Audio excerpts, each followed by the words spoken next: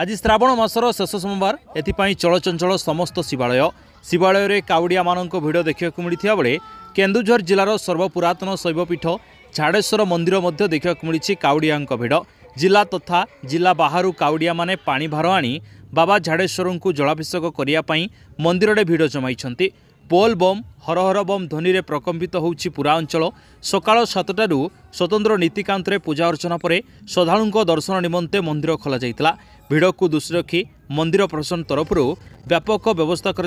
श्रावण मासर शेष सोमवार पर मंदिर परिचालना कमिटी पक्षर अन्न प्रसाद बंटन कर आमे आसीजु शालफड़ेरू आउ बाबा पानी ढालिबू बाबा मनस्कामना पूर्ण करिवे दर्शन करिक देखा करिक जीवो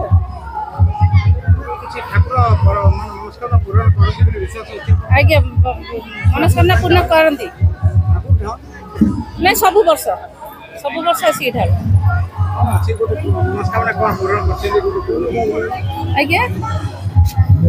पुआ को भल कर देह खराब थिला भल कर बाबा पानी रे बुड़ी जाइथिला पुआ झाड़ेश्वर बारिणी रे बाबा माने बंचै जहा भल रखछथि। सौम्य रंजन पात्र टमकार पानी तो आम आमर बैतरणी उठेलु उठे प्रभु झाड़ेश्वर निकट में पानी जलाभिषेक करने लाइन माना सब जी अच्छा श्रद्धा सहित आम भी माना धाड़ी में जलाभिषेक करने सब अच्छे नाई सेमती किसी ना जमी आमर हिंदू परंपरा अनुसार जमी आगु चली आसी प्रथा जमी चली आसी से हिसाब से आम भी से धारार अनुप्राणित हो चलुचु। शेष श्रावणी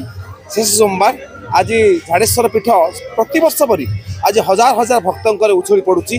आई जो श्रावणी उत्सव चली केवल आज नुहे विगत दिन में विगत बहुत दिन चली बहुत दूर केवल एठिकार भक्त मान नुहे ओडिशार कोण अनुकोण भक्त मान छुट्टी आसती आपन देखु केते लंबा लाइन लगी सेपटे माने भक्त मान जो मैंने जलाभिषेक कर सारे से अन्न भोजन रही बड़ कथा झाड़ेश्वर शैवपीठ एक निरा शैवपीठ आम अंचल आम आनंदपुर आम घसीपुरार एक निरा शैवपीठ आठार सब भक्त मैंने श्रृंखलित भाव में ये भोजन करती जलाभिषेक करती घर को जाती मनस्कामना निमंते बाबा निकट में से अर्पण करती। बोल बम हर हर बम भोला बाबा पार करेगा। देखंतु यही आनंदपुर स्थित झाड़ेश्वर मंदिर रे दीर्घ 30 वर्ष धरी एठी श्रावणी महोत्सव पालन करा जार यथार्थ अच्छी किंवदंती अनुसार जिते समुद्र मंथन होता शिव जिते विश्व को रक्षा करने विष सेवन करते शिव को शांत करने देवता माने गंगा जल आनी शिव ऊपर जलाभिषेक करते शिव शांत होते जहाँकि किंवदंती अच्छी से दिन ठारू यही कावड़े यात्रा ये बोलबम यात्रा आरंभ हो जाइए। आज सारा भारत वर्ष रे यही बोलबम यात्रा श्रावण मासरे पालन करा जाउची यही झाड़ेश्वर मंदिर रे देखंतु आज शेष सोमवार हेतु पाखापाखि 10,000 भक्त मानक पई एठी सब प्रकार व्यवस्था करा जाइए प्रसाद सेवन व्यवस्था करा जाइए एवं प्रशासन पक्षरु निजे उपस्थित रही प्रशासन पक्षरु सब प्रकार सुरक्षा व्यवस्था करा जाउची शांति श्रृंखला सहित यही बाबांक उपरे भक्त माने आसी जलाभिषेक करुछंती। जाजपुर जिला भद्रक जिला मयूरभंज जिलूर श्रद्धालु माने छुट्टी आसी पुण्यतया बैतरणी जल नहीं बाबांक उपरे जलाभिषेक करुछंती। एठी स्वतंत्र रुद्राभिषेक पूजा